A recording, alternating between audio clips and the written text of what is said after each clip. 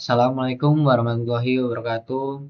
Saya dari kelompok Atlas yang mempunyai anggota Khairul Anam dengan NIM 2455202037 dan Bagas Saputra NIM 2455202012 dan juga Ilham Saputra RP NIM 24552029. Nah, tugas akhir analisa desain sistem informasi ini saya berjudul Sistem Manajemen Informasi Kos-kosan Berbasis Web. Studi kasus dari digitalisasi manajemen ibu kos Puncak 4 Blitar, Jawa Timur.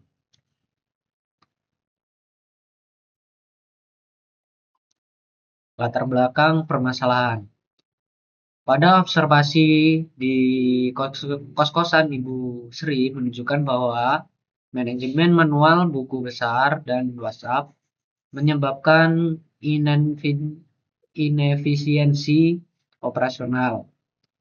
Yang pertama seperti keterlambatan pembayaran, yang kedua adalah administrasi yang berantakan, yang ketiga komplain terabaikan. Nah, bagian keterlambatan pembayaran itu diakibatkan oleh penghuni sering lupa karena tidak ada notifikasi otomatis dari ibu kos atau si sistem. Yang kedua, administrasi berantakan itu data pembayaran tersebar dari buku manual, dari WhatsApp dan lain-lain dan dapat menyebabkan rawan perselisihan atau tidak samanya dari data A dan B. Yang ketiga adalah komplain terabaikan. Komplain terabaikan ini adalah laporan kerusakan via chat yang sering tertumpuk dan menyebabkan perbaikan tertunda. Jadi nanti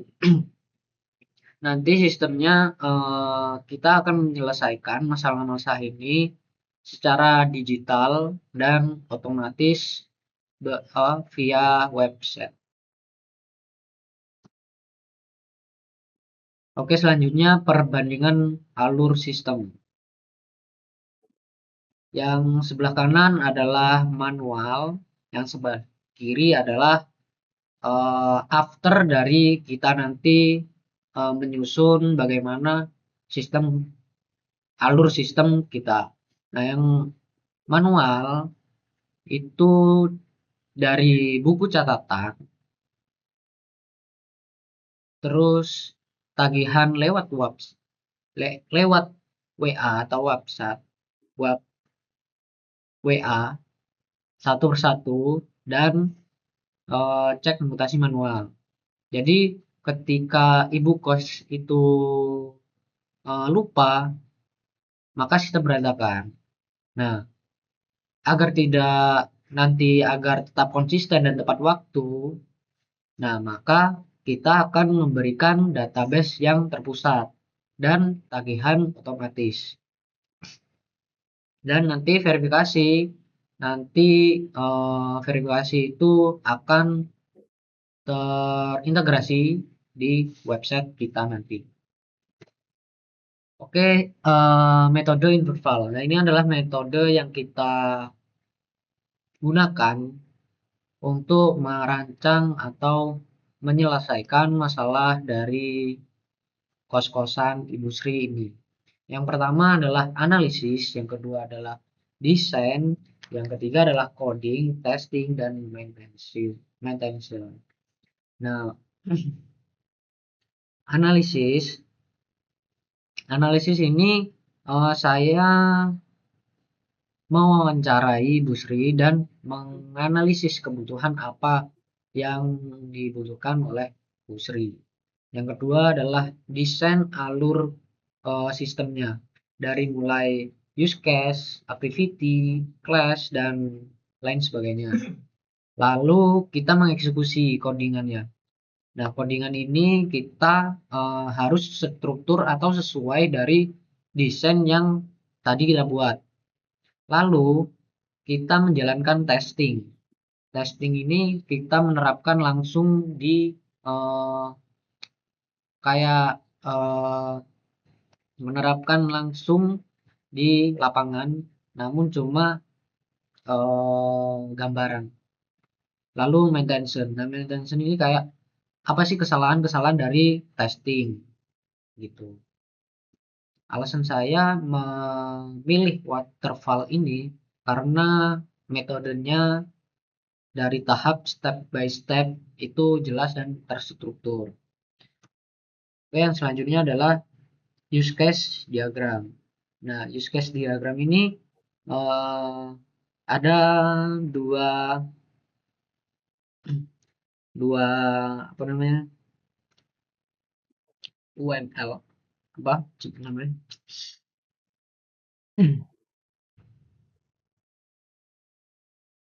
ada dua metode. Yang pertama extend dan satunya include. Nah, yang include ini ketika use case A dijalankan, dia akan otomatis menjalankan juga yang bagian B, itu yang include. Terus yang selanjutnya yang extend itu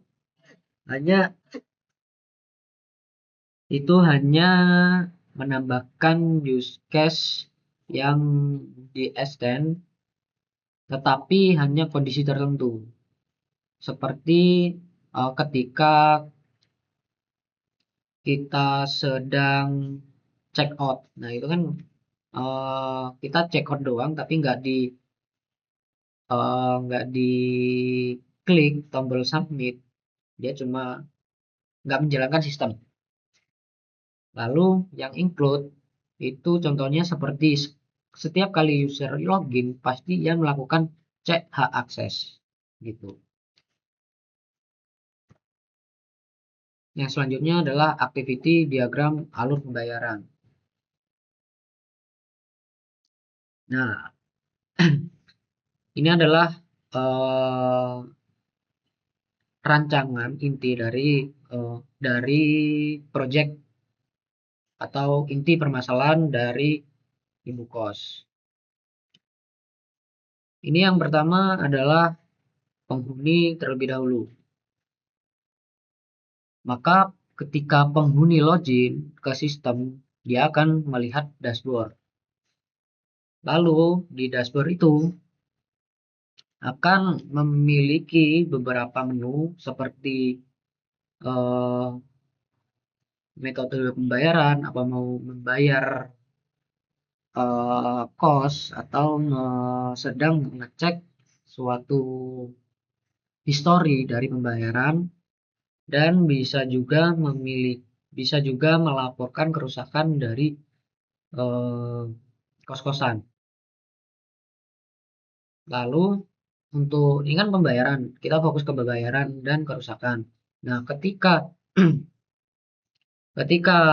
si user atau si penghuni itu mengupload bukti pembayaran, maka akan dikirim di si admin atau pengurus dari kos-kosan seperti Ibu Sri tadi. Begitu pula waktu penguploadan laporan kerusakan. Nah, itu ketika dia ngupload di webnya itu, dia akan langsung terkirim di Ibu Sri atau admin.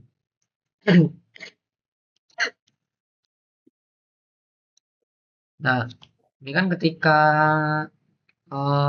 dia ngupload si pembayaran itu membuktikan bahwa terjadinya verifikasi. Kan uploadan itu hanya untuk memverifikasi bahwa sudah bayar atau belum dan valid atau enggak pembayarannya. Nah, ketika dicek, ketika dicek oleh admin, si admin akan menjawab apakah ini valid atau tidak, dan jika valid, dia akan menandai atau menginput ke database bahwa si penghuni tersebut itu sudah membayar, dan itu tersimpan di database pusat di web kita. Selanjutnya yang bagian pelaporan, itu pelaporan mungkin sama, tapi dia stop di pengiriman saja, bukan untuk verifikasi, tapi cuma pelaporan untuk admin gitu. Oke, next. Diagram selanjutnya adalah diagram kelas diagram, yaitu struktur database. Nah, ini saya sengaja memilih kelas diagram cuma beberapa, karena yang lain itu eh, nggak saling terhubungan. Yang paling inti adalah tagihan dan laporan kerusakan. Nah, di sini kenapa tagihan dan user ini tersambung? Karena pada tagihan ini membutuhkan data dari user, dan begitu pula laporan kerusakan. Ketika laporan kerusak, ketika user menginputkan data laporan kerusakan, ia akan mengambil ID dari user database. Gitu. Yang lain itu eh, nggak mengambil dari database. Oke, next. Selanjutnya eh, akan disampaikan oleh teman saya Khairul Anam.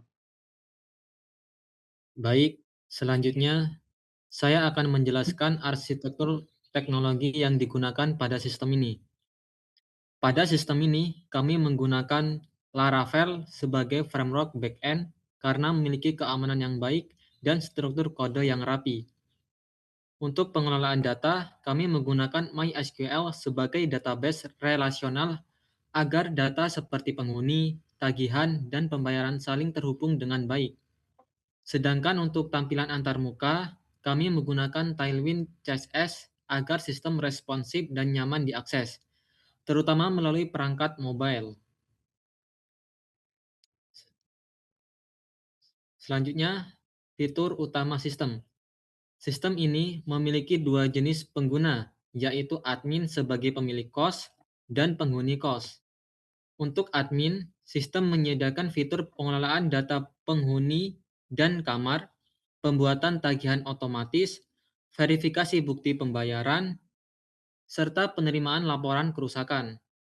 Sedangkan untuk penghuni kos, tersedia fitur untuk mengecek tagihan, mengunggah bukti transfer, melaporkan kerusakan fasilitas, dan mengelola profil pribadi. Dengan pembagian fitur ini, hak akses pengguna menjadi lebih jelas dan aman.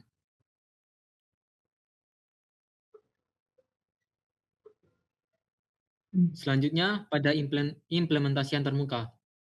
Pada slide ini ditampilkan rancangan antarmuka dari sistem yang kami buat. Sistem dirancang responsif sehingga dapat digunakan baik di perangkat mobile maupun desktop.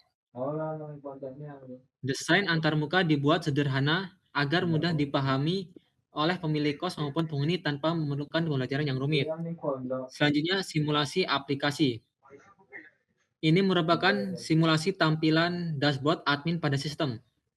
Pada dashboard ini, admin dapat melihat ringkasan jumlah penghuni, pendapatan bulanan, laporan kerusakan yang masuk, serta daftar tagihan yang belum lunas. Dengan adanya dashboard ini, pemilik kos dapat memantau kondisi kos secara cepat dan lebih terkontrol. Selanjutnya, berdasarkan hasil analisis dan perancangan yang telah dilakukan, sistem ini mampu mengotomisasi pencatatan tagihan dan pembayaran lebih.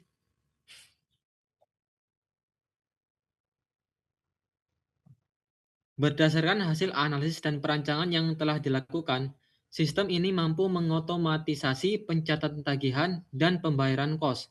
Selain itu, penggunaan database terpusat dapat diminimalkan risiko kehilangan data, serta proses pelaporan kerusakan menjadi lebih terstruktur dan mudah dipantau. Selanjutnya, Saran pengembangan. Sebagai saran pengembangan ke depan, sistem ini dapat diintegrasikan dengan payment gateway agar proses pembayaran dapat diverifikasi secara otomatis. Selain itu, sistem juga dapat dikembangkan dengan notifikasi WhatsApp serta aplikasi mobile natif agar akses pengguna menjadi lebih cepat dan praktis. Kemudian selanjutnya,